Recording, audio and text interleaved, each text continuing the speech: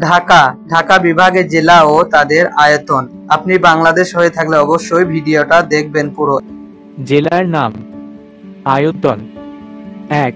ঢাকা ১৪৬৩.৬০ বর্গ কিমি। ২. গাজীপুর ১৮৯৬.০৩ বর্গ কিমি। ৩. নারায়ণগঞ্জ ৭১৪.৩৬ বর্গ কিমি। ৪. নরসিংদী ১১৫৮.৭৮ বর্গ কিমি। ৫. মুন্সিগঞ্জ ৯৫৪.৫৮ বর্গ কিমি। ৬.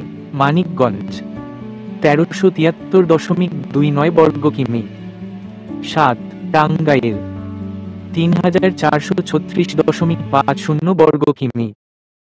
৮. কিশোরগঞ্জ ২৬৩১.৪৫ বর্গ কিমি। ৯. ফরিদপুর ২০০৭.৮২ বর্গ কিমি। ১০. মাদারীপুর ১১১২.৫০ বর্গ কিমি।